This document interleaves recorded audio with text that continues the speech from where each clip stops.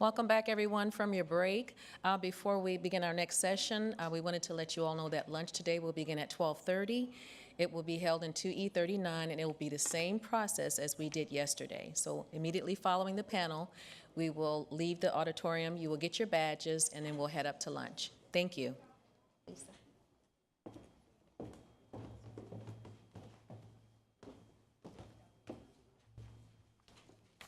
So good morning, everyone. We still have a little bit of morning left here.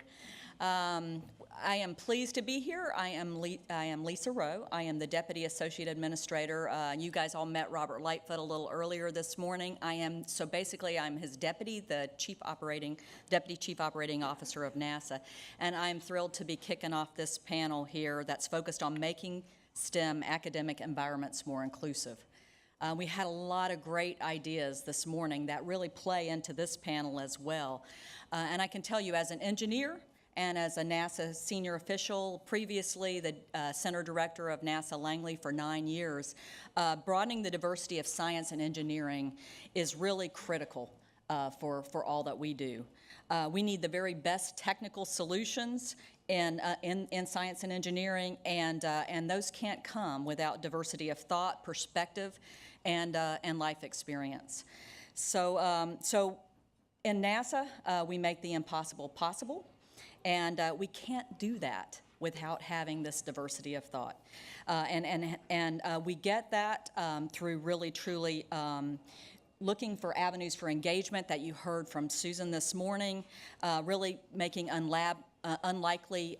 bringing unlikely collaborators together, and many of the things that you heard from this morning's panel. So when the term diversity is mentioned, many people often think about demographics and the number of individuals in different groups. But however, this session is not about just the numbers. It's actually going beyond the numbers and really focusing on inclusion. Inclusion is key for me. Inclusion is key professionally. You heard about things that we're trying to do with internal to NASA, where we're trying to focus on inclusion and sustaining women all across NASA. And so that's been something that we've really focused on through our resource groups and leveraging those all across the agency to bring those best ideas. Those ideas come in all kinds of ways. Either that's from networking and providing that support system that really helps to keep people engaged and feel included. But it comes also for simple things like role model training that one of our folks out in the field centers, Jessica Taylor, brought to us. And many of us took it, but we're all role models from a standpoint of being in STEM. And being part of that, sometimes we don't know how to engage and really bring to life folks that we meet along the way. And this was just wonderful training and just one of those examples of way that we can truly be inclusive going forward. But inclusion is key also for me personally. I got to sit in the audience yesterday with my 17-year-old twins that were with me. They're a boy and a girl, rising seniors in high school, and by this time next year in one of your colleges out there. And I got to see them from the unique vantage point when they heard some of the statistics that were shown yesterday morning. And both of them are top of their class, tied actually, and unique, but they bring unique and interesting perspectives to every problem, and they're different in what the two of them bring together. And I don't want either one of them to be left out because of numbers. And I worry just as much about my male son as I do about my female daughter. And so what we're trying to do over these 2 days is not easy. It's very challenging to make sure that we're inclusive to all in what we do. And so this panel is going to be examining what the term inclusive really means in a STEM setting. What are the known barriers in STEM environments, and what can we do to remove them? What strategies and policies should we be implementing to change the culture of STEM? And how can we eliminate unconscious biases in STEM and allow all students and graduates to grow to their fullest potential? Some pretty interesting questions. These are all challenging, but our distinguished panel and moderator are going to be presenting what I believe to be a very vibrant session and very thought-provoking, as we've heard throughout the morning.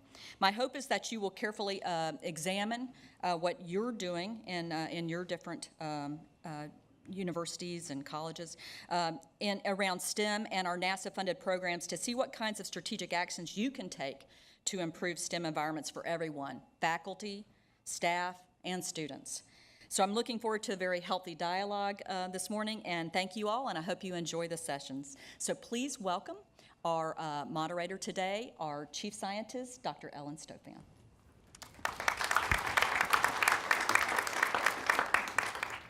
Thank you very much, Lisa. And Lisa really has been representing NASA, for example, over at the White House on the Council on Women and Girls, and really helping to push this issue of how do we get women and girls more involved with STEM. And obviously, as Lisa said, a big part of that is how do we create an inclusive environment. And I want to thank Jedidah for reminding me.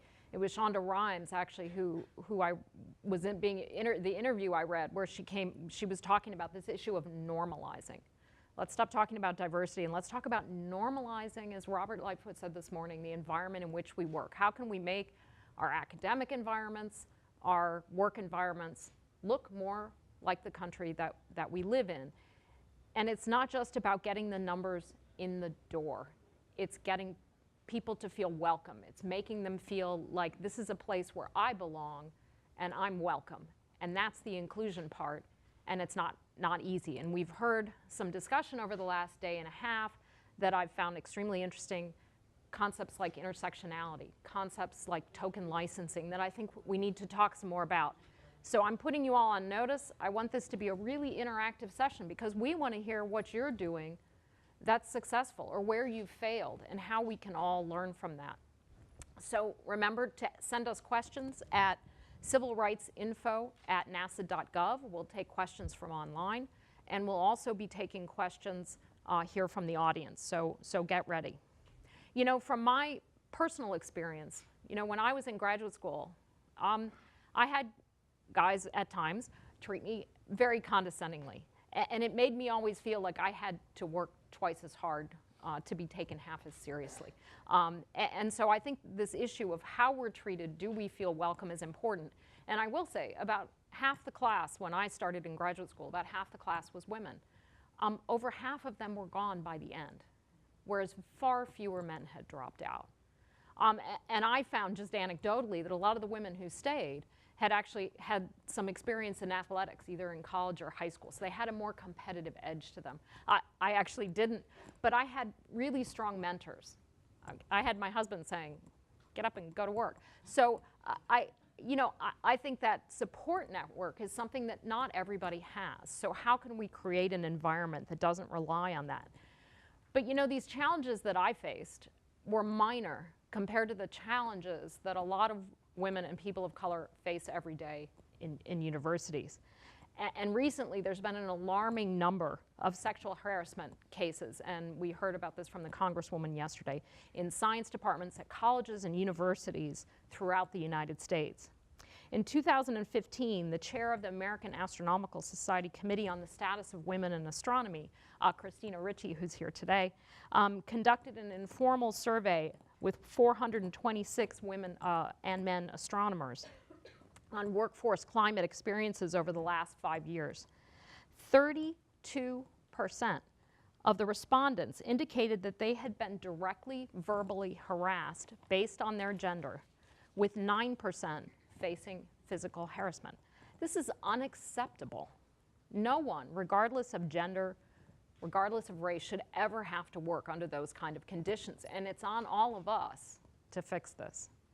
The Anita Borg Institute surveyed over 1,000 women on the top reasons for them leaving their engineering jobs, mostly to go to other careers, and 30% left because of the working conditions: no advancement, too many hours, too low a salary. 27% were due to work-life integration. 17% left their jobs due to organizational climate and culture. These results show some areas in which STEM employers could improve to create a welcoming environment and increase their retention rates. We have 4 panelists here today to discuss some of the strategies used to confront barriers to full inclusion in STEM programs. And again, we want to hear from all of you. So our first panelist is Dr. Neil Reed. Dr. Reed is the Space Science Operations Lead for the Hubble Space Telescope at Johns Hopkins University. The second panelist is Dr. Meg Urry, who's a professor of physics and astronomy at Yale University, and she's also the past president of the American Astronomical Society. The next panelist is Dr. Beverly Daniel Tatum. Dr. Tatum is the president emeritus at Spelman College. And our last panelist is Dr. Jedediah Isler. Dr. Isler is an astronomy and astrophysics postdoctoral fellow at Vanderbilt University and the founder of Vanguard STEM, which is really cool. If you don't know what it is, Google it. So please join me in welcoming our panelists.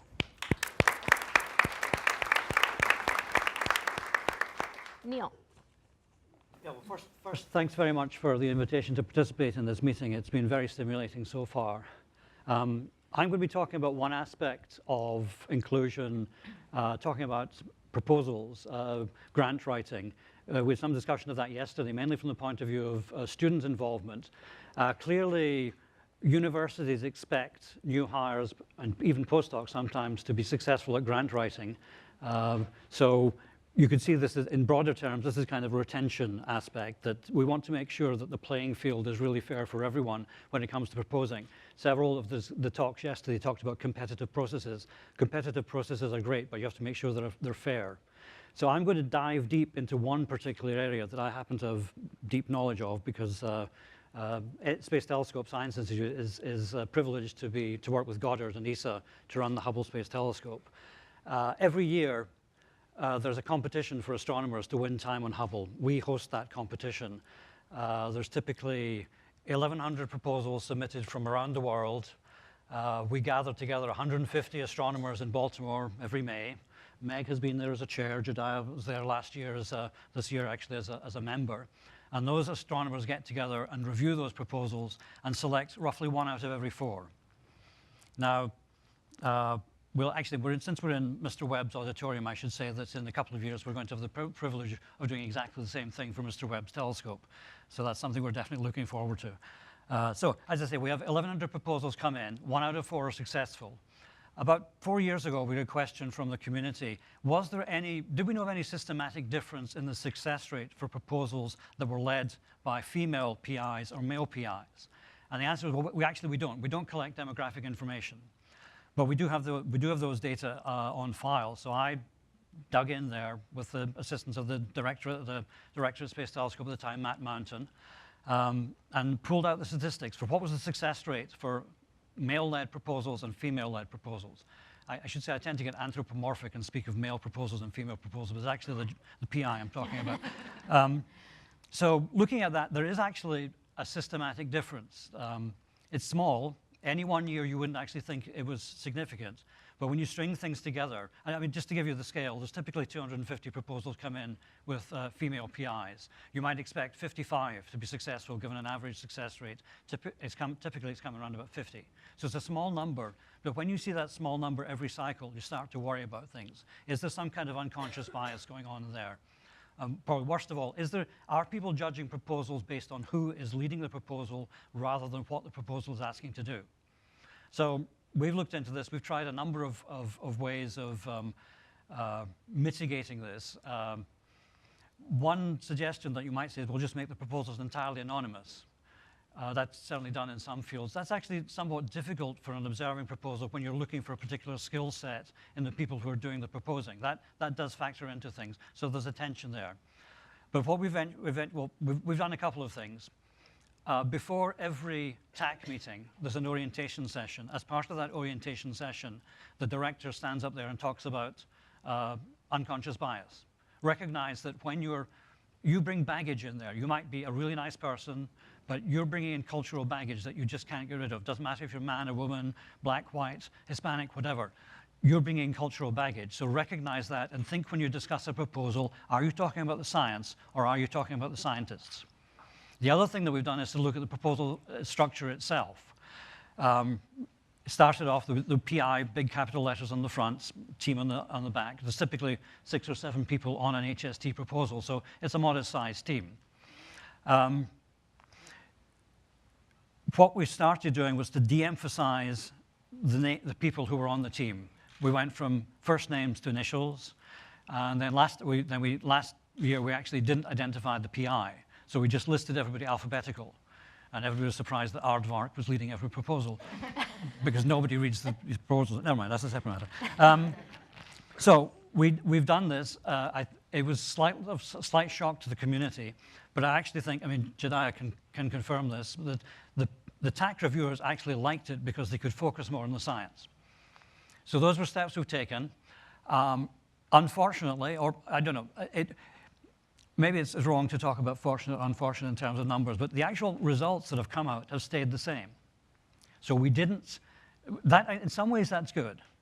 That's saying that there's an offset in there, there's still the systematic offset, but it doesn't seem to be due to people on the TAC making a judgment about who's leading the proposal. It may be something further back, something downstream that we're catching up with. The other piece of good news is that we've actually looked at the success rates as a function of seniority. Actually, it's good news. It's not good news for me. It's bad news for Meg. But if you look at the success rate with seniority, the more junior members of our community are actually much closer to parity than the more senior members.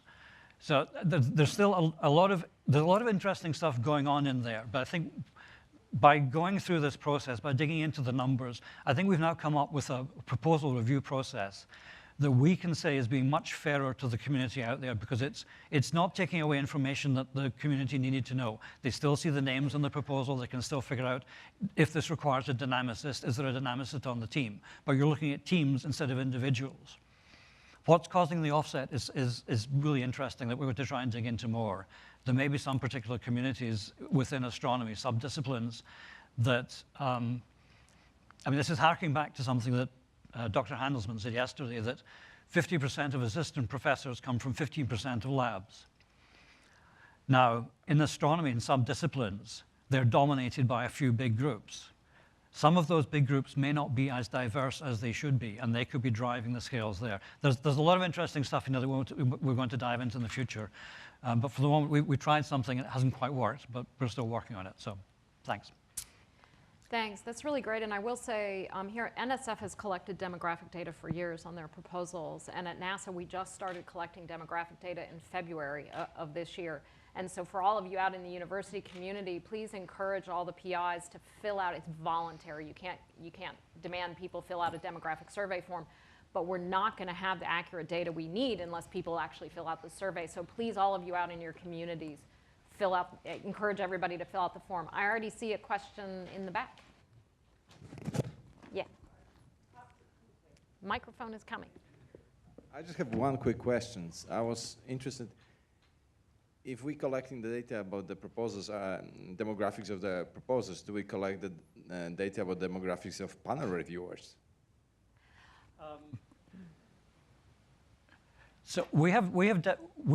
So the panels that we pick to do the reviews are selected with demographics in mind. So we try and pick panels that are representative of the community. One thing I should clarify on the demographics. When I went through and did the search, this was using publicly available information. So I was doing a broad, almost everybody, I think 99.95% of people are available somewhere on the internet, so you can figure out a gender type based on appearance. That's all the data that we have. We haven't gone to if we were to wanted to do something else, we would need to collect data from the PIs themselves. So this is looking at the proposal process and saying, how is it working? It's not trying to do research on that. So I want to draw a clear distinction there. And we're not diving deeper than just the surface view of what do people look like. So I don't know if that answered your question, but. But we do look at the composition of our review panels, right. And we try to be fair about it because, again, numerous studies have shown that when you don't have diverse review panels, you are not likely to have diverse results, and we work on that at NASA and have. Okay, so next up, Meg. And I will say, Meg is obviously a leader in her field, an amazing scientist, but She really stepped out on the sexual harassment issue that has really rocked the community. And you know, I really applaud the courage of a lot of the young scientists who came forward. We know that one of the most difficult issues is having women come forward and file complaints, because your initial reaction is always going to be, what did I do wrong? And the vice president at the State of Women Summit gave a really passionate talk on this. It should never have to be the woman saying, what did I do wrong? If you're being harassed, it is the harasser's fault. But Meg and the society really stepped forward and took a leadership role, which I'd like some of your reflections on that. Yeah, great. And as we said at our conference, if it's unwelcome, it's harassment. It's just a thing to keep in mind. It's not it's an important issue. Before I talk about sexual harassment, I just want to say a few words about biased review and the larger picture of that. I've been a scientist now for 30 plus years and a tenured faculty member for 20 plus years. So I've seen a lot of what goes on in the sausage making or behind the doors. And then I've correlated it with what we learn from social science studies, research on these topics. So in addition to the Hubble proposal review and also the proposal reviews for other missions, we shouldn't just pull out Hubble, although they were the pioneers in raising the issues. Basically, the 5 key metrics that universities use to evaluate potential faculty or current faculty, all 5 of the key metrics have been shown to be biased by gender. For example, number of papers published, number of citations to those papers, grant dollars, letters of recommendation, and teaching evaluations. In all cases, women of equivalent equality in some objective sense are rated lower than men. There's a lovely, can't recite all the literature, we don't have time, but just as one example, a man and a woman teaching an online course traded identities for the second implementation of the course. So in the first course, the woman taught a course under her name, the man taught the same course under his name. Next time, they just swapped names. So the woman was teaching the course under the man's name, and the man was teaching the course using the woman's name. So as far as the students knew, when they interacted, they were, they knew it from the name, what gender. And the point is that the evaluations followed the name, not the teacher. So the man got better evaluations when he taught under his name, but the woman got better evaluations when she taught under his name.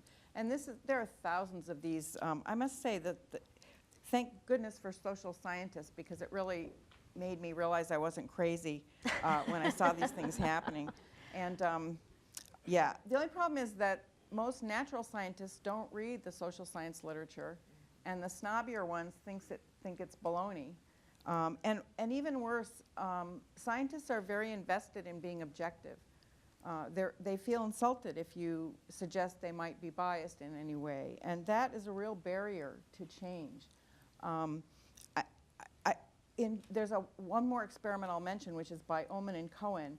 A typical resume study showing, that people tend to pick men for presumptively male jobs like being a police chief. But the interesting twist in this particular study was that they asked a bunch of questions about what is important for this job. And then along the way, they also said, are you objective? And it turned out that people followed the criteria they listed as important in picking the resume that was the best, as long as that resume had the man's name on it.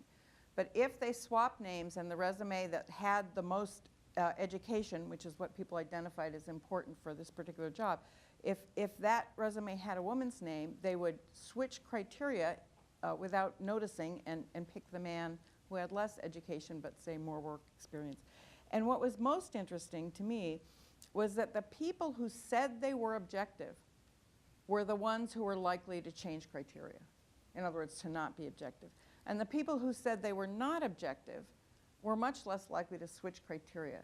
So the point of this is, unless you're aware that you're not objective, and we are all not objective, this isn't an issue of men discriminating against women or people of color being discriminated against by white people. It's all of us growing up in a society where most of the leadership is white male. We get accustomed to that and we behave accordingly without really realizing it. And only if we do consciously realize it can we take steps to make change. So I don't want to be too pessimistic, but I'm going to be a little pessimistic. Many of you are from the administrations of your universities, and in my experience, administrators are a bit more evolved than the faculty in the departments. It's very hard to change things on the ground. Maybe I'll just leave it there. It's just very hard to change things on the ground, no matter how much some of us might want to do that. I hope others will be more optimistic than I. 30 years, I'm telling you, it's a hard track. Sexual harassment is something that I certainly knew was out there, but I thought it was rare. And one of the things I've learned in the last couple of years is it's not nearly as rare as I thought. Starting even before the scandals of the past year, anthropologist Kate Clancy did a survey of field scientists and showed that 2/3 of field scientists reported the young trainees, that means graduate students and postdocs, 2/3 of them, men and women, reported being harassed when they were in the field, so when they were at a dig or doing their field work. And since astronomers do field work, I mean, we go to telescopes, I thought this was a really important study for us to look at. It turns out that the young men were basically being harassed by their peers, by other postdocs and graduate students. The women were almost exclusively being harassed by senior men. So junior women, senior men. And it turns out the two ingredients you need for a sort of healthy climate for sexual harassment are a big difference in numbers, so many more men than women, for example, and also a hierarchy, so that the people in some upper position have a lot of power over people in a lower position. Like a faculty member has a lot of power over a postdoc or a graduate student. Well, fast forward to last fall, and we had very visible sexual harassment scandals in astronomy. A professor at Berkeley who actually resigned after his having harassed students was brought to light. Another faculty member at Caltech who was publicly outed. There are at least 4 more I know of that you may not know of because they were done very quietly. But they're basically senior men hitting on junior women. It's senior men hitting on junior women in part because the senior people are mostly male and the junior people have many more women. And I wanted to say something about this in my function as president of the American Astronomical Society. We have 2 annual meetings, and we have a lot of young people at our meetings, including lots of young women, lots of young men. But their experiences of the meeting are really different. The young men come and they present their work, and they get a lot of attention to their work and questions about it, and they get to talk about it, and they network with other people. Ideally, this is what the young women would do as well, but they end up fending off a lot of would-be romantic attention. A lot of people seem to think that going to a meeting is an opportunity to hook up, or you know, they left the family at home, so now they can have fun. And the problem is that these young women come to the meeting with the same expectations as the young men. They want to go there and talk about their science, have big shots in the field come ask them about it. And what looks to them like, you know, they're standing by their poster, and here comes Mr. Big Shot in the field to talk to them. They're so excited to present their work and have an interaction with this famous person that they know. And then it turns creepy. You know, there's a little too much conversation. Maybe there's a little too much, will you come to dinner? You know, are you free? Can you come to my room? I left my laptop there. I can show you the simulations, blah, blah, blah, the etchings, whatever. I mean, there are countless accounts of these kind of things, and it's appalling that they have to have a very different experience of a meeting. A young woman at one of our meetings, thank goodness she told us about it, but you know, she spent the whole meeting avoiding people. Instead of networking and, you know, meeting with others and learning, she's trying to avoid the creepy guy who is hitting on her. So we have an anti-harassment policy, the American Astronomical Society, and it has finally, I think, been getting a lot of attention from our members. They Maybe it took a few years for them to realize we had this policy, but under this policy, they can bring complaints when they are singled out for their gender, and they can, we investigate them, and there are sanctions, including asking people not to come to our meetings. So there is a procedure for fixing this, but I guess I would rather fix it at the source. I would rather we say to the people coming to our conferences, these are professional conferences which are about work, about research, and they're not about where to find your next date. So please don't look for romance at our conferences. That's not what they're about. And the last thing I want to say, which I think is, I hope I'm probably offending everybody. That's a typical We need to approach. have these frank conversations. It's gone on too long. Yeah.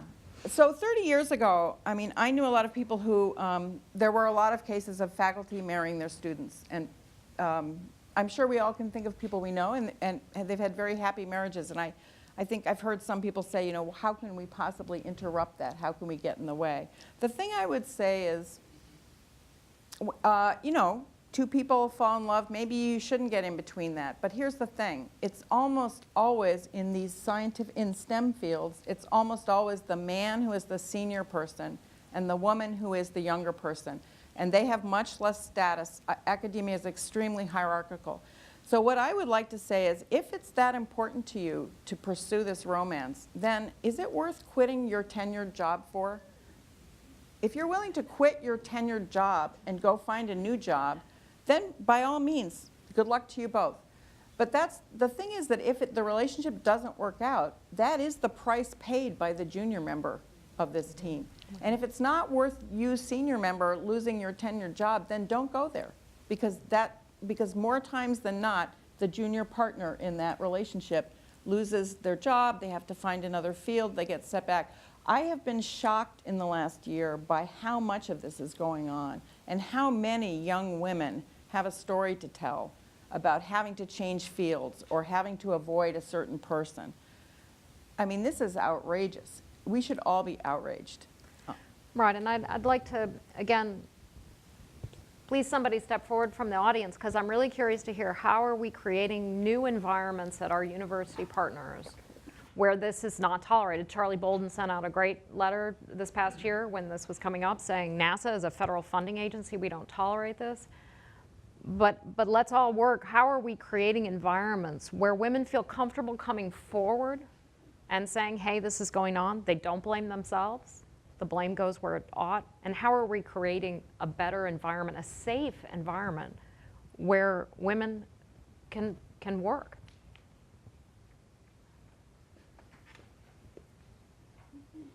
And I will say, it's not just women. Men are getting bullied. There's issues across the board. Go ahead. Hi, oh, wow, that was loud. I apologize. Okay, down here. Here, good? Okay, Sarah Rankin, MIT. I want to applaud everything you were just saying. I'm the Title IX coordinator and talk about sexual harassment, sexual assault issues with students every day. I don't have answers. What we're trying to do a lot, climate surveys, taking our data, looking at it, what can we do, what are we facing, what are we seeing and hearing from our students. What I would say is I talk to graduate students, daily, weekly basis certainly, that are facing sexual harassment issues. Typically the exact scenario you described with someone in a senior position. The number one reason why they don't want to move forward or do anything formal or file any kind of a complaint or address the issue other than trying to do some mitigating accommodations. The number one issue is retaliation, and we all have retaliation policies. We all talk about how we protect students from retaliation, but the kind of retaliation they're worried about is the social retaliation, the talking about that person in the social settings, and what they're facing is their entire career, future, could be harmed by having this reputation or being that person that brought these issues up. So I'm wondering about the field, what if there is thinking on these sort of retaliatory things that are potentially happening that aren't formal or in a way that we can formally address at the university level. Well, retaliation, of course, is part of, I mean, what's illegal behavior. But, you know, not all universities have very clear policies. Well, I'm very pleased to say Yale University has a policy that no professor can have a romantic relationship with any undergraduate, full stop, no matter what departments you're in or whatever. And for graduate students, it's a slightly less extreme rule in recognition of the fact that graduate students are a bit older and more mature. But still, you cannot date a graduate student in your department or a closely related department. It's forbidden. So it's very clear when you've transgressed. You know, it's very clear when you did something wrong. I think many universities don't yet have these very clear policies, and I think we need them. Beverly, I don't know if you want to. Well, you do need them, and I worked for many years at Mount Holyoke College, and now then president of Spelman, and at both places, both women's colleges, there was very clear policies of the kind you just described. You know, you can't have it. You can't have it. It's the, I mean, it's a trust relationship. It's a trust relationship. There's a power differential no matter what. Of course, in both of those places, Mount Holyoke and Spelman, I'm talking about undergraduate students, but it's very clear that it's just inappropriate. I will say I was at both places. I was at Mount Holyoke when that policy was implemented, and I was at Spelman when I implemented that policy. And the fact of the matter is, you know, people will bring up, you know, the marriages that have occurred between professors and students, and often I think that's the hesitation for faculty to vote for such a policy. You know, it's hard to, yes, you know, if that's your personal history, you don't want to vote for such a policy. But, you know, if it's really that important to you, you can wait, or you can change your job, as you said. Exactly. We have a question in the back. Oh, I wanted to comment on what's needed to create change. And the way Meg was saying, Stanton from Arizona State University, and we also have an absolutely clear policy about faculty relationships. And the thing that I see is that it's the courage of the leadership that's required. In the end, it's up to the provost and the president to make sure that these policies are enforced, and to make it clear that tenure means you have the freedom to say what you wish intellectually, but not the freedom to fail to do your job or to harass students. And at other institutions where I, as a leader, have fought for the prosecution of people who are harassers, I've heard things from the leadership like, well, I can't ask him to step down, he's in the National Academy. And so this kind of statement that would be taken as an excuse, we as a community have to make it clear that the more powerful you become in your career, the more it's incumbent upon you to behave better and to cause others around you to behave better.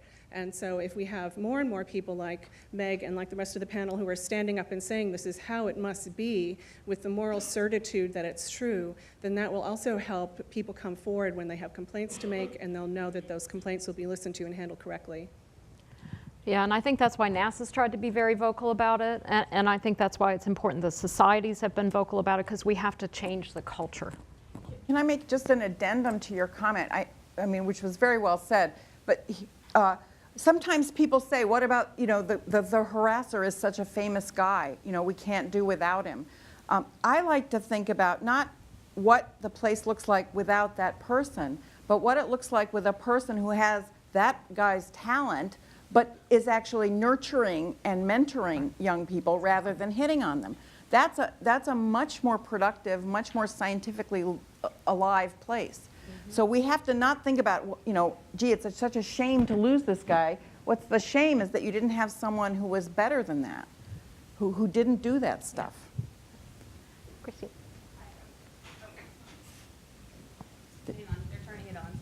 This is our chair There of we the go, it's Committee on on. the Status of Hi, by Women the way, in I'm Astronomy. Christina Ritchie. I'm the chair of the CSWA, and I work here at NASA headquarters. So I actually wanted to bring a little bit up about some of the ways that I've seen improvements, at least within the last, I'd say, 5 years. I used to be a postdoc at Goddard Space Flight Facility, and we did not have training in anti-harassment policies and procedures for our postdocs. And we brought this up to them, and they immediately started this training process and making us more aware of the process you can go through with reporting, even as a contractor on a NASA center. And that was fantastic to hear that that development has continued. The other thing that I've noticed in the wake of the sexual harassment scandals that we've been dealing with in our community is that we are talking about this on larger and larger stages now. And leadership is an integral component of those conversations.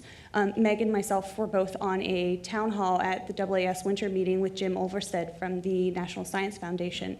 And each university that I've spoken with afterwards have started to have conversations with their leadership, faculty members, and students in individual departments about what they can do to improve their climates.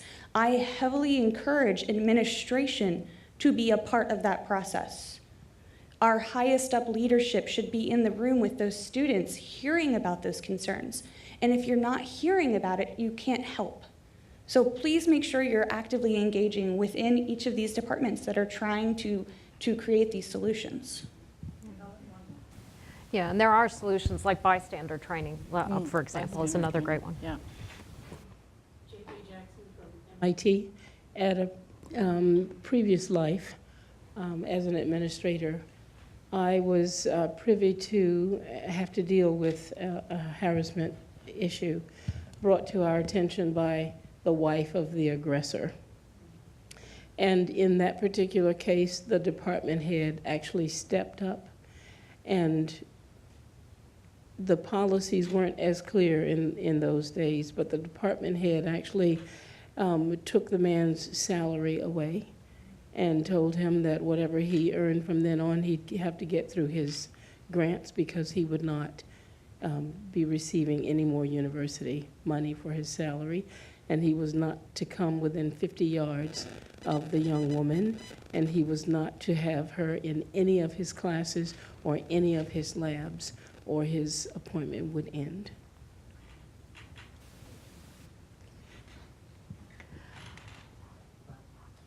What's unfortunate about that is I'm listening to that description is that cut that student off from that knowledge. And so you wonder what perhaps would have happened if he'd just been replaced. If there was no other faculty member for her to get that knowledge from. But her options, I would say, were not diminished because he wasn't the only professor that she could learn from. But his options were diminished because now he lost his salary and he stood in jeopardy of losing everything else if he went near her. The department head, I thought, especially in those days, Yes. did a courageous thing because it could have gone a different way. And that sends a clear signal to her peers, right, to people who don't have the power to make such decisions that someone is looking out for them. So, you know, we can learn in groups, we can learn from other people, but that, I'm sure, sent shockwaves through the people at the lowest levels that someone was looking out for them, which goes back to your point about, you know, being willing to acknowledge when these things happen. Beverly, you've done a lot of thinking about and successfully created inclusive environments. So help us with some of your experiences of success. Well, I'm happy to bring the lens of a psychologist to this conversation. And, you know, you mentioned the work of social scientists, and sometimes that knowledge doesn't cross disciplinary boundaries. But I think it's very important in this conversation to think about what I call the psychology of persistence. It is the case that we need to build a pipeline, but we do know that students are coming into colleges, and I'm going to speak at the undergraduate level for the moment, coming into undergraduate environments with an interest in science. We know that young women and young men of color are interested in science. It's not that the interest isn't there, but what we see is that the persistence isn't there sometimes. That pipeline, we heard that earlier in the earlier panel, students are coming in expressing an interest, but they're not graduating in those fields. So the question is what contributes to that lack of persistence? And of course you can point to things like, you know, maybe under preparation or inexperience with the field or lack of role models. All of those things are factors, but what social scientists are telling us now through the result of some very interesting research being done by people like Claude Steele and David Yeager and others is that really a sense of belonging is the most critical factor. That if a student is suffering from what is sometimes called in the field belonging uncertainty, and it's easy to see how that could be created when we still have those instances of, you know, turn to the left, turn to the right, you know, only one of you is going to still be here. If you are a member of an underrepresented group, it's easy to think they're talking about me. I'm the one who's not going to be here, maybe. And that sense of, do I really belong here, can be countered with interventions which are not that hard to do. I want to give some examples in particular, but if we think about what it means to not be sure you belong, maybe because that's the message of the society. You know, people like you don't do science like this. If that's the message that you've grown up with, you are going to be vulnerable to what Claude Steele has called stereotype threat. For those of you unfamiliar with that term, it basically refers to a kind of performance anxiety that if you are a member of a group about which there are negative stereotypes and you're aware of those stereotypes, you will worry, particularly if you are achievement focused in a higher ed environment, you will worry that perhaps you will inadvertently reinforce that stereotype. So let's imagine I'm a young person, young African-American woman interested in physics. I'm sitting in a physics class where there are very few people who look like me in the class. Maybe I'm the only one. I have a question about something that I'm confused about. Maybe everybody is confused about it. But if I ask that question, my fear may be that my professor, my colleagues are going to think, oh yeah, see, she doesn't get it. She doesn't belong here. And so if I don't ask the question, I don't get my confusion cleared up, I don't do well on that first exam, I'm another piece of evidence. I don't really belong here. And so while maybe there are lots of students who didn't do well on the first exam, they don't necessarily have the same doubt about belonging. And so they may be more likely to persist, the young white men may be more likely to persist than the women of color or white women as well because of that vulnerability. So what can you do? I know there are faculty members here who are thinking, okay, so, you know, it's in her head, what can I do about it? An easy strategy is to ask every student who has earned below a B on the first exam to come to office hours.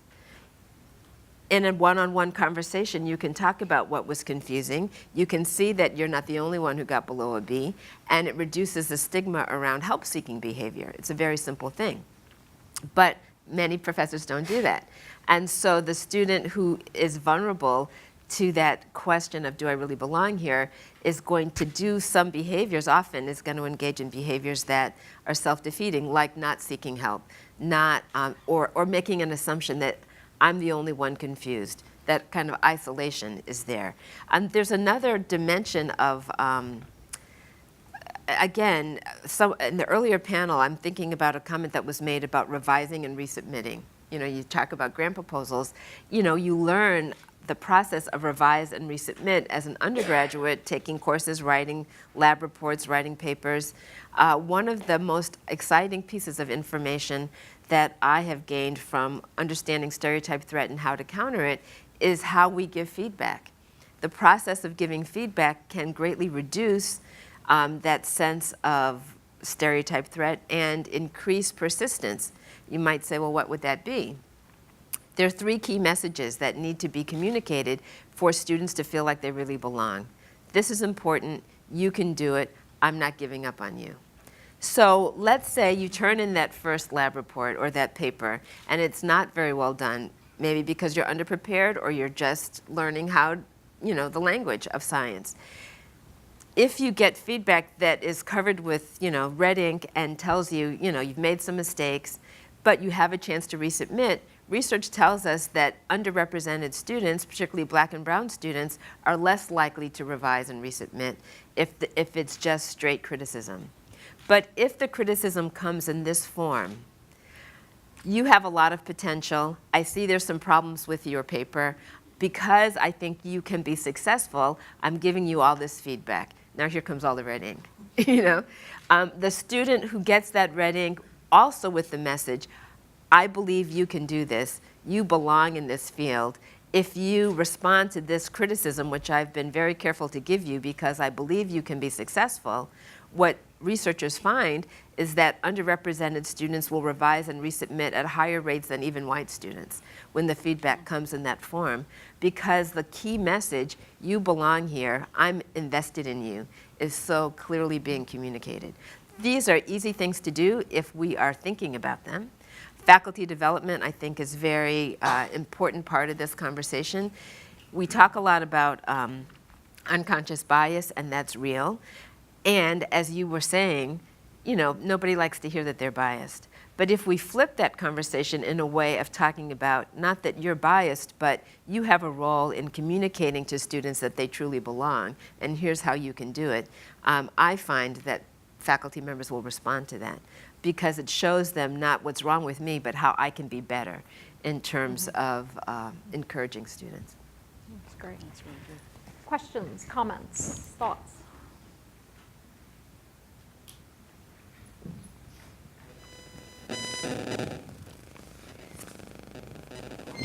Hi there. I'm Mandy Monroe-Stachik. I'm Associate Provost at Kent State University, and I really like that very last comment that you made.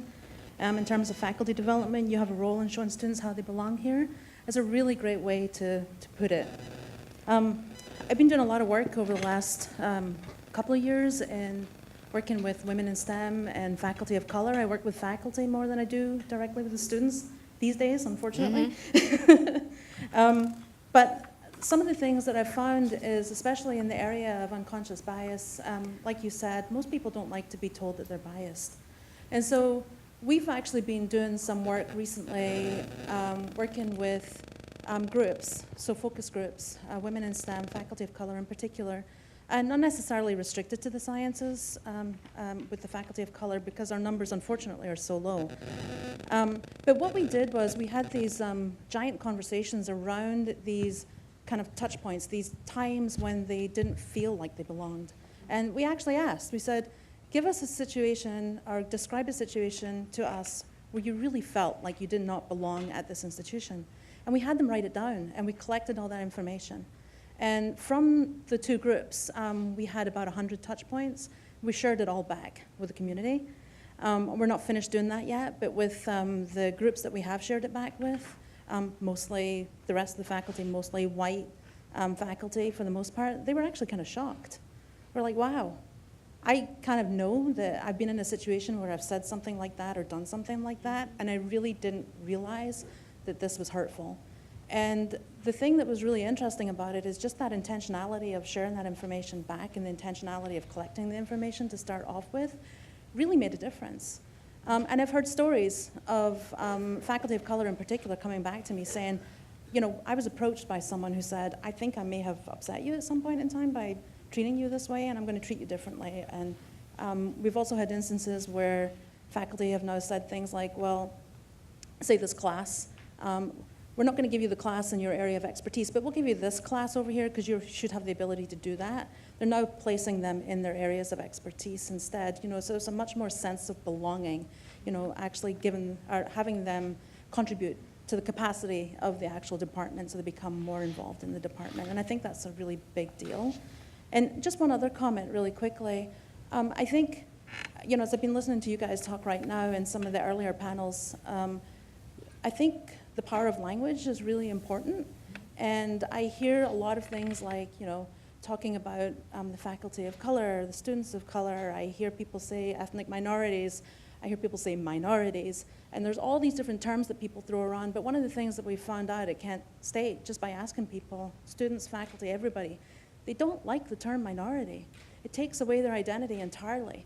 And makes you feel less than, you know, and when we think about what minority actually means, you know, the whole room here is full of scientists and mathematicians, you know, minority is, you know, less than half of the whole, so why are we using that term if that really upsets people? And again, it's just that intentionality of just being really aware of what you are actually, you know, contributing to a community by the language that you use, and just to be very careful. And we're all guilty of it, unfortunately. But if we just think about it a little bit better, it can make things a little bit better in the long term, I think. I don't know if you have a... No, well, I think this is just the comments that you made about giving feedback from students, reflecting that message back is really powerful when you're able to do that.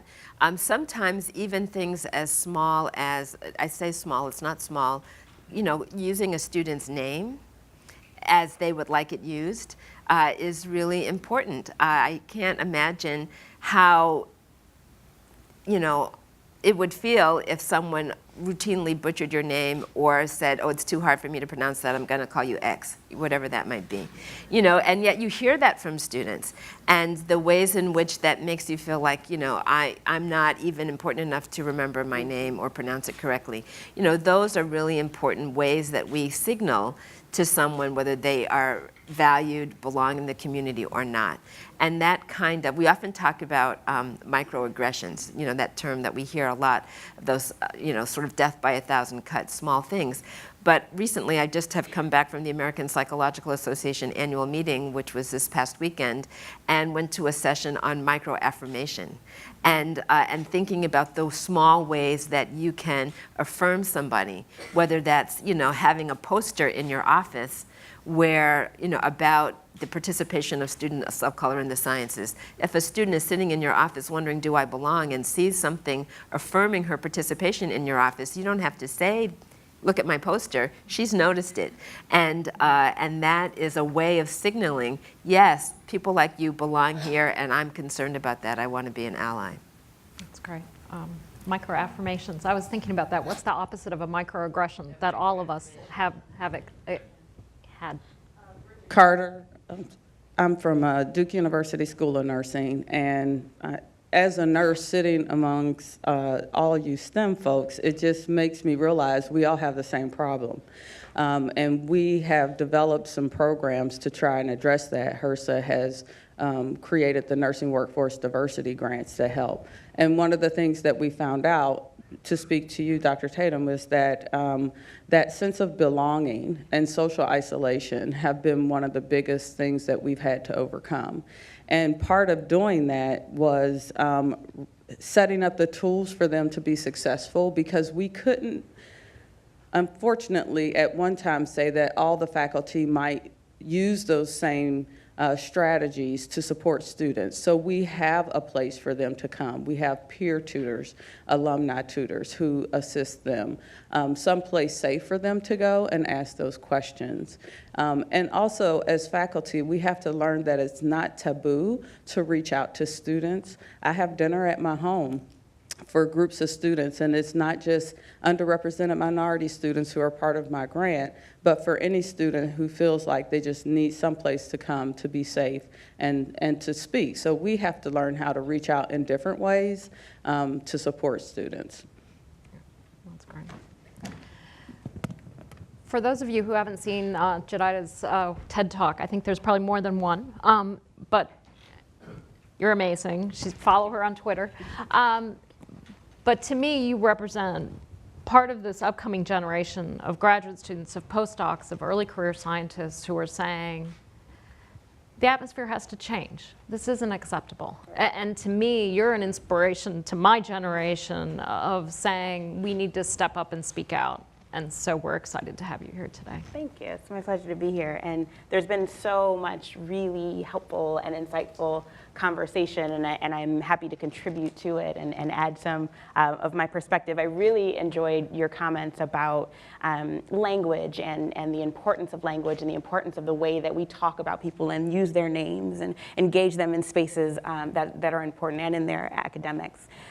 So I wanted to start with defining a term that we've used a couple of times. You mentioned it as well, this intersectionality term, because I think it's really important to what we're talking about. I know we're in a government agency, and so we like structure and we like boxes, and things should fit in the boxes very nicely.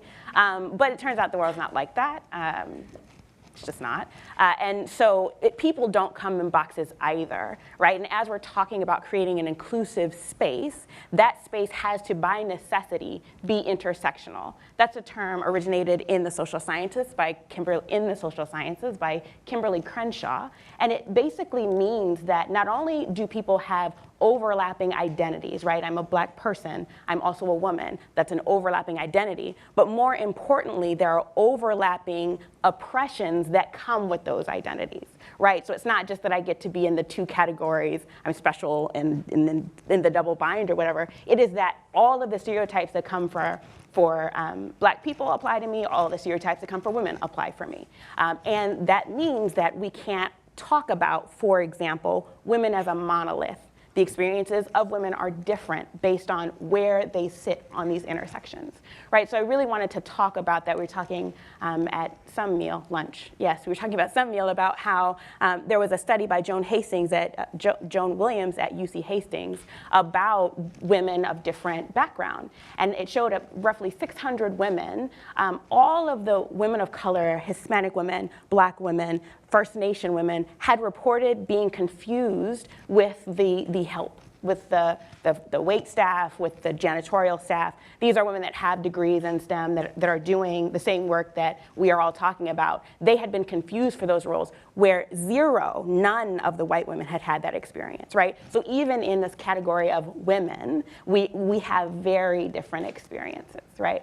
And I think that's important as we're talking about the kind of work that we're going to do for these inclusive environments, because everyone doesn't have the same experience. But the exciting part is that they're in that liminality, in that in-between space of identity and of experience. That's where innovation and creativity comes from. So language really is important. It turns out that it isn't just women and minorities. Some of us sit right in the middle and are not willing to give up either part of those identities. And so even that language matters. So I wanted to start with intersectionality because I think it's a really important framework as we consider inclusive spaces. Then I wanted to push a little bit further on this self-efficacy, and this goes to the sort of current generation of what we're thinking. And Susan mentioned this in the previous panel. Students, postdocs, early career scientists are not blank slates. We are not just there sitting, waiting for someone to pour something into us, right? We are interns, and we are happy to be a part of the learning enterprise and learn from all of that has come before us. But we also carry our own sense of expertise. We know a lot about how to do things that haven't yet made it all the way up the ranks, right? And so when we're talking about these relationships, these partnerships, they should be not just interinstitutional or interagency, but intergenerational, because there are things that we can learn from one another. And I think the trick to that is we're still going to do it. we're going to talk about it. We're going to push on those buttons. We're going to have these conversations. It'd just be nice to have them together. So to quote Susan, she's in here somewhere, you feel free to just hand that money over. We'll be there to receive it, and we can talk in the middle about what to do. But that creativity, that innovation comes from that liminal space. So I wanted to give sort of my 4 things that I think are core components of inclusive STEM, and then a couple of examples of archetypes that do it well. So the first core component is that STEM environments, to be inclusive, should be relational. You have to build relationship before you need it, right? Before problems arise. You have to know students' names. You have to know what they care about. You have to know what's important to them. And that has to be laid before problems come. So they must be relational, having conversations, creating these safe spaces, as you mentioned, creating dialogue that is open and honest is really important. They must be representative. If you're in a conversation talking about diversity and inclusion and you don't have an inclusive group of people, then it's very hard to know what the key issues are, what the key barriers are, all of the sort of hot button issues. So that doesn't mean that, because I understand that then the next question is, well, our upper level isn't like that, so what do we do? Well, again, partner with people that are at different levels, different institutions, that can give you the perspective that you need. Because if you're really, truly trying to get inclusive, it does have to be representative, and you have to be creative about where you're looking to build those relationships. It should be responsive. This is a key point. It is not enough to just have the policy. It is not enough to just say, we care about you. It means that when something happens, you have to be responsive to all of the groups. So sexual harassment is a big deal. It is a problem, and it is a cancer on the work that we do. There is also discrimination that happens based on race or sexual orientation. All those things also should rise to that same level of frustration and attention. And if they don't, students that either sit in intersectional identities that face some of the things we're talking about, or those that don't and their issues aren't being brought up to attention feel like they're being ignored. That is not an inclusive environment, and that may not show up on a form because, how do you say, I am hurting because people of color, black men, black women, are being disproportionately murdered and in extrajudicial killings? How do I say that bothers me and it makes it hard for me to do STEM? There's no form for that. But if an institution doesn't respond to that need, then it tells me I don't belong, right? So these programs to be inclusive must be responsive to the broad population. There was a study done, and I'm forgetting my reference right at the moment, about relationships in general that said, if you are in a relationship with someone, whatever it is, it doesn't have to be romantic, just you are in a relationship with someone, and something happens to you, it's painful, it hurts you, and the person you're speaking to doesn't acknowledge it, you consider that feels to you like a betrayal. Now, the person in your relationship may think they're being respectful by not saying it, but you feel it as a betrayal. So then the next time something happens, I don't come to you with that same level of intimacy, right? That happens with institutions too. So when society or societal things happen to people that affect my existence on the planet, let me say that again to be more clear. When societal events happen, like extrajudicial killings of people of color, that impacts me as a person of color, as a woman of color in STEM. So if my institution doesn't even say anything about it, I view that as a betrayal. So there is the example of that. And the last one is they must be recursive. This is a learning environment. This is a grand experiment. You are not going to get it right the first time. No one expects you to, but we do expect you to try. So if you try something and it doesn't work, try again. Actually, if it doesn't work, ask questions. Let us, feedback with you. We'll iterate a few times. Then try that thing again. Those are the 4 keys that I think are really important to creating inclusive STEM. Quickly, some archetypes that I think are doing it well. Ellen so graciously mentioned my Vanguard STEM program. That's short for Vanguard Conversations with Women of Color in STEM. It's an online web series that I host, basically an hour show. It's actually tonight. Tonight's a lot of talking for me. I host it tonight. It's online. We get together a rotating panel of women of color in STEM. We talk about all kinds of stuff from our science to our experiences in the world. So for the last 6 weeks, we've been doing a series on burnout, bravery, and being a woman of color in STEM. That started with academic burnout, and then it extended into sort of racial trauma burnout. So we're really excited we're having that episode tonight. That goes really to this point of sense of belonging and building community. Women of color are often the only ones at their institution, but they're not the only ones in the world, so we're just trying to leverage technology to bring them together. And since we use technology anyway, it's like a second home.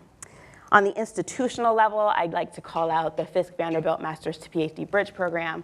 Full disclosure, I am a graduate of that program, although I did head to Yale for my PhD, but I will forever consider myself an alumni because it was important to help me get there. But anyway, that program now graduates more Black PhDs in the country, the most Black PhDs in the country in STEM, in physics specifically.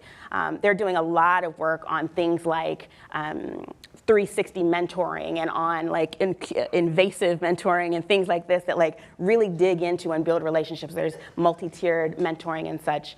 So that's the other archetype. And I'd say on the sort of pseudo-professional society level, because we're not a professional society when we did it, would be the Inclusive Astronomy Conference. That was something that a group of astronomers got together, about 150, 175 of us got together, and talked about how to create a more inclusive environment in astronomy. We came out with what we're calling the Nashville recommendations. So people have been talking a lot about what kinds of things can we do. We came up with it. It's like 70 pages, but we've shortened it so you can read pieces of it. You don't have to read all 70. But it's got specific boots on the ground ideas for how to build a more inclusive astronomy, which can easily be extended to other fields. So those were the sort of core concepts and archetypes that I wanted to bring out. She's a postdoc, okay.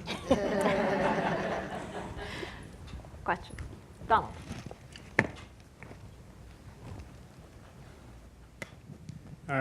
Thank you, Donald James, NASS Education. we spend a lot of time in our agency when we have large challenges or problems doing what we would call root cause analysis. And my sense is on the issues that you've raised is that we haven't really gotten deeper into some root cause issues. The example that I'm thinking of is that I'm not aware of any credible scientific paper that says smoking is good for you. And yet I see thousands of people under the age of 40, and I use that age because 40 or older is the time when maybe it wasn't as clear. It is clear that smoking is bad for you. It's on the packages, it's on the messages and everything, and yet young people still smoke. So I use that as an analogy to say we still have the issues that you're raising. So what are the root causes and how do we address that? Because it seems that we can continue to try to put a Band-Aid over these things and institute policies to cut out the cancer, but what caused the cancer in the first place, and how do we keep it from arising in the first place?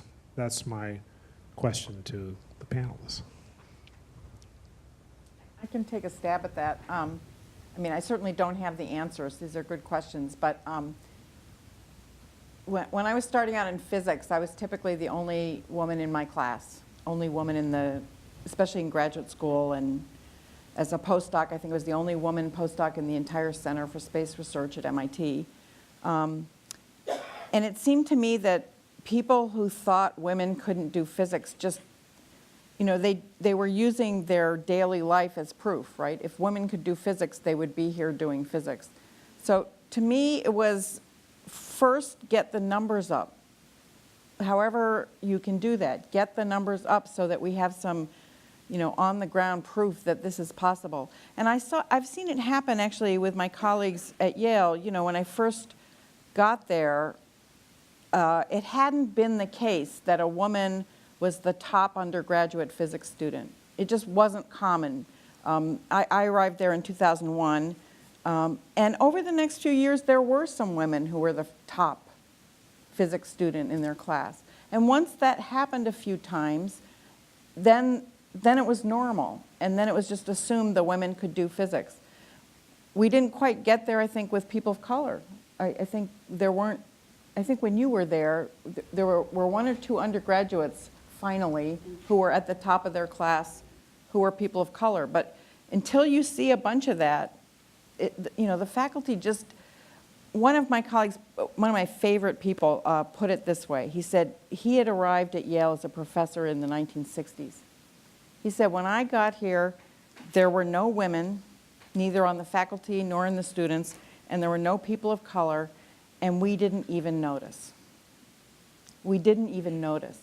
So we have to get to a point where the norms are changing. I mean, to use your language, that it's normalized, that good, excellent students, our top students, are these people who, I think a lot of people look at inclusion and equity as some kind of orthogonal space to the excellence of science, that somehow, you know, our U.S. enterprise in science is as good as it could possibly be, and yes, it would be nice also if it were more diverse.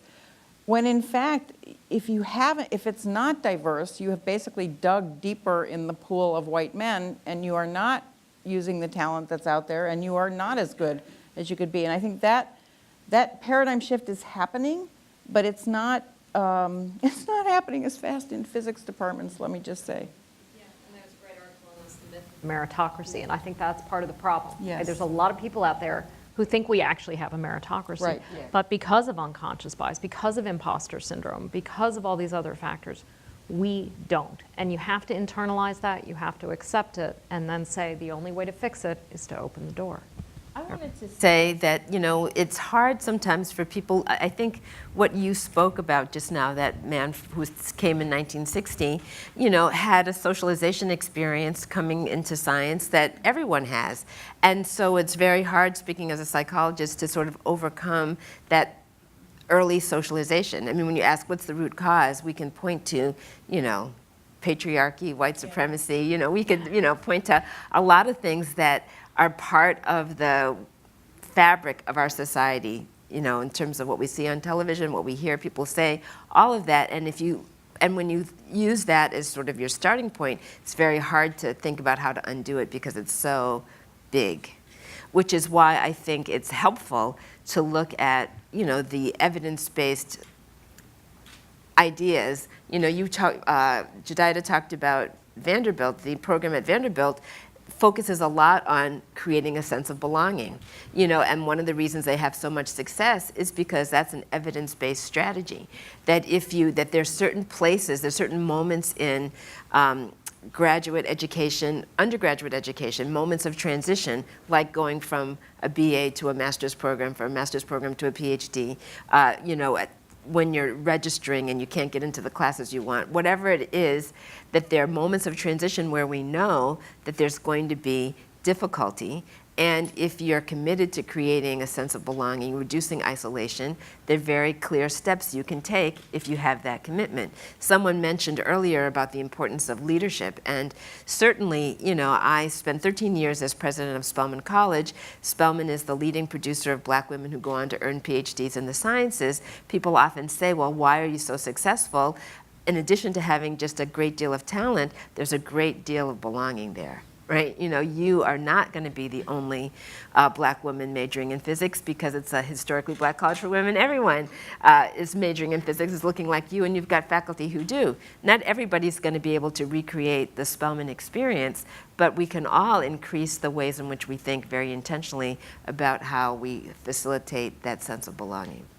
And I just wanted to piggyback really quickly and say, to echo my colleagues, that STEM is not lived in a vacuum, right? And that goes both ways. Number one, it means that we're impacted by what's happening outside the walls, but also we are what's happening outside the walls, right? So scientists aren't special in any particular way except we like science, right? So, all of the things that exist in the world exist in our spaces. And so if we want to have a more inclusive space, we need a more inclusive society because there is no meritocracy and because there are these, scaffolding levels of oppression and discrimination. Those are the root causes. They happen to be patriarchy and white supremacy, and they exist everywhere. It just permeates the space. And so I think that's part of the issue. And I wanted to go back to this sense of belonging and not just bringing in any student and saying, hey, we want to make you feel comfortable, but making sure that we're evaluating students in a way that allows for their potential to rise to the surface.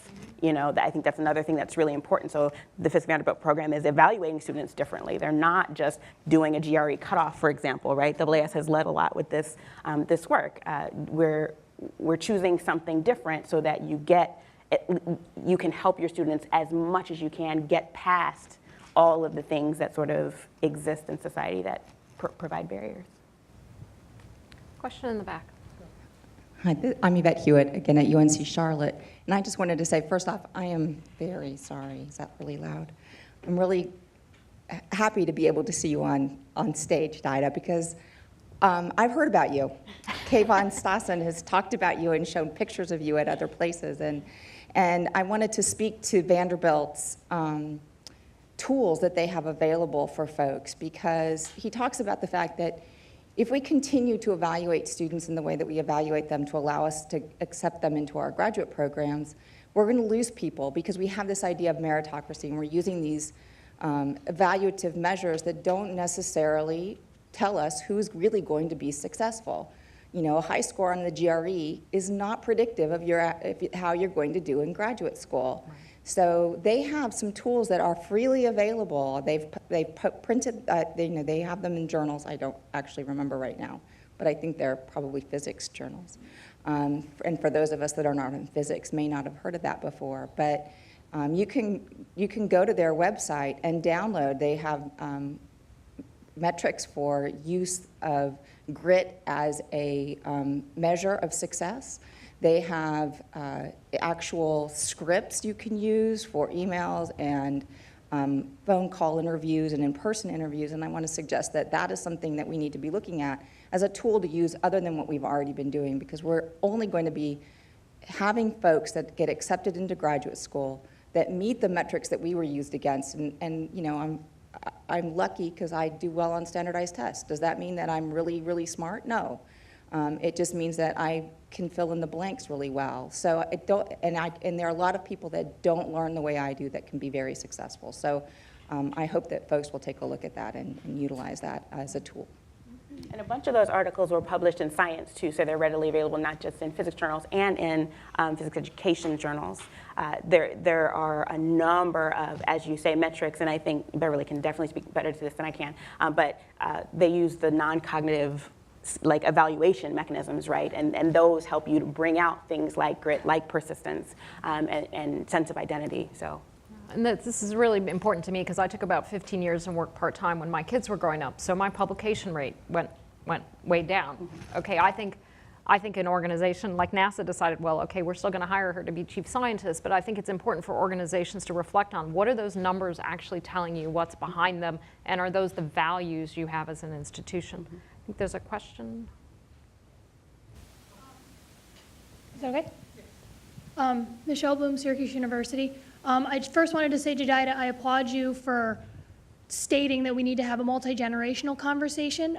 But like Dr. Uri commented, academia specifically is extremely hierarchical. And so I wanted to know what practices or the suggestions that the panel would have in order to protect and encourage younger faculty members or younger people in the institutions and to engage and feel included in the conversation.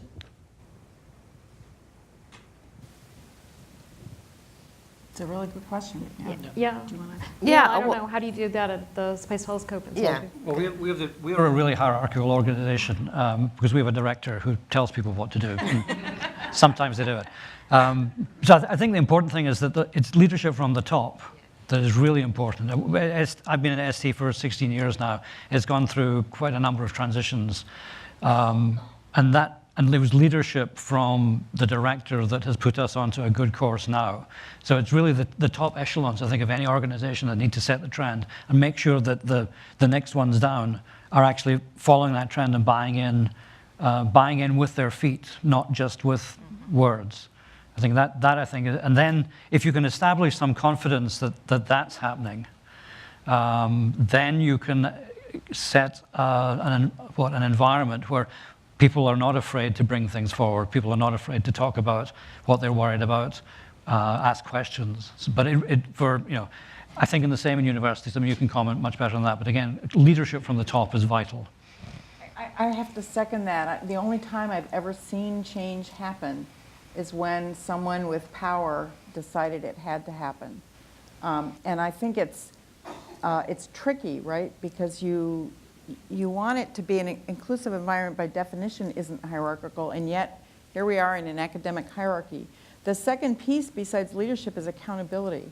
If you have a department chair who never manages to hire anybody but people who look like him, say, or you have a dean of a medical school who can't seem to find any women competent enough to be chair of a department, then you have to say there's something wrong with that person is not performing, and you have to hold them accountable. I think, again, we get back to the excellent man problem where, someone's a Nobel Prize winner or whatever they are, and so they're protected from having to perform in other directions, I guess.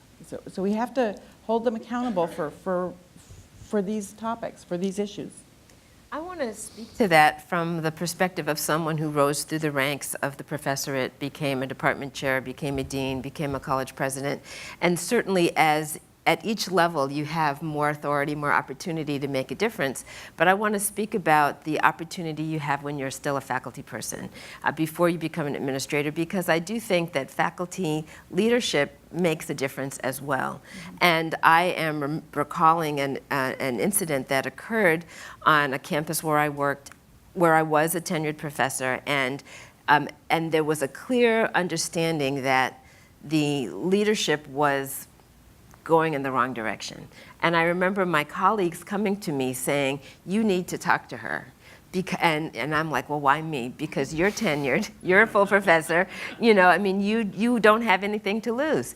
And they were right in that sense, and what I found was that when I reached out to that leader to say, I have some ideas that might be helpful to you in this situation.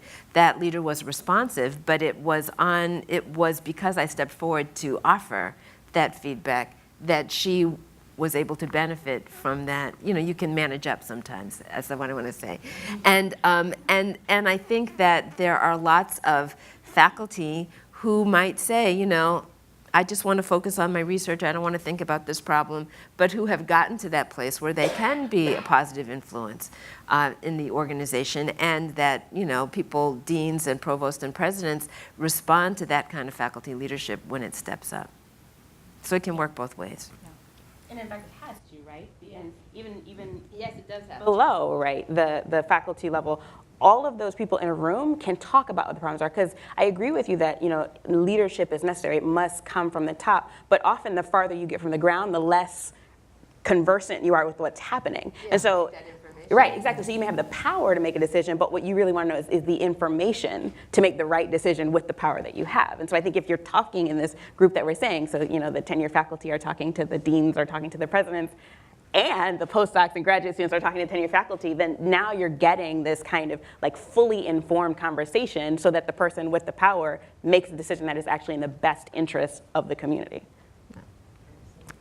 So, I'm Christine Reach. I'm at the Museum of Science in Boston. And I have done some studies in museums looking at organizational change around inclusion. And I'm going to talk a little bit about this later, but the part I wasn't going to talk about is that I've actually seen that if the directive is coming from the president, if that president goes away and it's very much in a dictatorial stance, I do this because I'm the president, the initiative goes away. And I think sometimes what this points out is that we have an over-reliance on the leader. And if we say it has to come from the top, it also says that the rest of us don't have a role. And it kind of excuses away people not taking action down below. And so one of the things we need to think about is when we're saying the directive needs to come to top, what type of change are they trying to enact? Is it one that's going to be erased when that leader goes away? And then also, just as you were saying, there's informal leadership that goes on within organizations. And that informal leadership can be just as powerful and just as effective, and we can all play a role in that.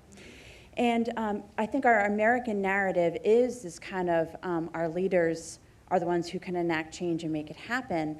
And I was really struck just by the Democratic National Convention. President Obama kind of acknowledges, even as the most powerful man in the world, he can't always make happen all the things that he wants to have happen. And so I don't want us to use this excuse of it must come from the top for all of us not to take action, because we can actually affect a lot of change from the middle and from the bottom. I often like to say that we all have a sphere of influence, and so we need to identify what that sphere is. And, you know, if you are President Obama, you've got a different sphere of influence than if you are, you know, an ordinary citizen, but everybody has a sphere of influence, and so the question is, how do I use my influence to bring about the change I want to see? The other interesting thing about your point is that it can be more persistent if you have people that are lower in their ranks having buy-in, right? Because then you are also training up the next generation, next iteration of your position, of the positions around you, so that the things that you want to see happen are actually happening and being sustained. Someone said that yesterday, that it's not just about doing it, it's about the consistency of doing it. Robert. But Associate Administrator for NASA. Quick question we haven't really touched on, and I wanted to hit the first panel with it, but I hit you guys. It kind of gets to the economic part of this, right? At what point, and I'm not in academia, so I need your help here. From an incentive perspective for people in academia to do the research or to teach the kids, right? And to get the folks ready to go. Charlie did something for us about 4 years ago. Our performance system within the agency used to be 60-40. 60 was results, 40 was leading people, leading change, the stuff we're talking about here, right? He flipped that. And so you couldn't get a distinguished in this agency if you didn't do the other stuff the right way. And that's where diversity inclusion, that's where all the pieces and the metrics are in there. I often hear that in academia, and this could be stereotyping, so y'all just shoot me, right? This is another kind of diversity. Somebody that's not in academia. I often hear that folks are so busy trying to get their next research grant, they're off running. And you know, you talked, I thought it was great, I loved your 4 points, but one of them was time. That those folks need to take time with their students. And I often hear they're too busy doing their research and the work they're trying to get done. I just want to get your comment on that. Think what you guys are thinking from an incentive perspective. What do you see, right? What's incentivized? And then the economics of the pressure on educational institutions, because you got to go get that research to be able to fund what, you know, to even fund your own departments, right, as you go through that. I've seen that from sitting on the board at the university I graduated from. So just your take on the economic part of that and the incentivization of how we do that as leaders at a university environment. I want to comment on this from a multiple set of perspectives. One is that, you know, of course, there are lots of different kinds of institutions. You know, I have spent my whole career in small liberal arts colleges, which are different in how they function than large Research One universities. And so we understand, you know, some places put more emphasis on research, some places put more emphasis on teaching, but all of us have to be concerned about retention. Right? You know, when you talk about economics, at the end of the day, institutions don't function unless they have students. And students have to be retained. It's much easier to retain a student than to get a new one. And so, I mean, just from the economics of recruitment and all of that, right? So it's like in business, it's easier to keep a customer than get a new one. And so we all have to think about retention. And to the extent that faculty members and staff understand collectively that the success of our organization is dependent upon our success with our students at the end of the day, then everyone is invested in ensuring those students' success. There's another piece of economics, and that is that higher education is increasingly competitive, right? You know, everybody is trying to, you know, advance their institution. But one of the things that maybe it was talked about yesterday, I wasn't here, but I haven't heard really mentioned today, is the changing demographics of the nation. That, you know, in 1960, 1950 for sure, 90% of the US population was white. That is no longer the case, right? In the fall of 2015, the kindergarten class that started school was more than half kids of color. I read a really interesting statistic. It blew my mind. It was from a book called Brown is the New White by Steve Phillips. I recommend it to you if you haven't read it. But in that book, he talks about the fact that every day, 8,000 people are added to the US population, either through birth or immigration. Of that approximately 8,000 people, 7,000 of them are people of color. That tells you that the population is changing very rapidly. Some of the social unrest, social anxiety, that's the phrase I'm going to use, that we see in our society today reflected in our current election behaviors, I think are in part a response to anxiety about a rapidly changing demographic. And that's going to happen, and colleges and universities that want to be successful need to be prepared to deal with that population. So when you come back to incentives, you know, if I'm going to be able to hire new faculty, retain faculty, not lay off people at the next recession, I need to be sure that my enrollment's where I need it to be, and my enrollment needs to be the result of my success in recruiting, retaining, and graduating my students. Great. When faculty understand that, they help you. We have time for one last quick question.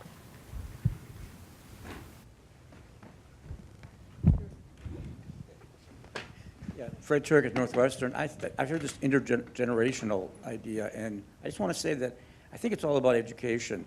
So that at Northwestern, we have a program that we have to, all the faculty and all the staff have to go online and go through about 120 slides about sexual harassment. And I did it, and I learned some things I didn't know. And I want to make that point now. I learned something, just what you said earlier, that I didn't know. When I'm in my class and I get some long Indian name, I can't pronounce it, I usually make a big deal out of it, like, hey, I'm so stupid, I can't read your name. Could you please tell me your name? And now I realize, it didn't even occur to me that I'm setting myself up as I'm letting that person know they're different. So I think people of my age, you know, I'm 35, we still have a lot of education that we know. I'm doing things that are wrong that I don't even know I'm doing them wrong. And so I think at Northwestern, I think they're doing a very good job. It comes from the top, but then if that's filtered down, I usually then, if something like that happens, I'll go to my lab meeting and I'll talk about with my graduate students and undergraduates in my lab, oh, did you guys know that the president has mandated that all the faculty and staff are doing this? And then it filters down to everyone. So it is a cultural change for us. Just to end, to show you what a difference it is. I had a colleague who was being interviewed for a faculty job in the late 1960s, and he's going through campus with an older professor, and he says, by the way, what is the policy here at your university on faculty dating the undergraduates? It was normal back then. It's not normal now, and that's something that you have to get across to people from 40 to 70 years of age, because they're often in the positions of authority, and we need to be educated, and I thank you for educating us. Yeah, thank you. And, I really want to thank these four amazing people for contributing to this panel today. I think we've all learned a lot, and I think, again, we can't underemphasize how important this creating inclusive environments. And Beverly, I loved how you ended it there with, this is coming like a tidal wave. It is happening. It's not a choice to create an inclusive environment because the world is changing and we've got to be ready. And as universities, we need to be educating the best people to help NASA get humans on Mars. So thank you all, and let's thank the panelists.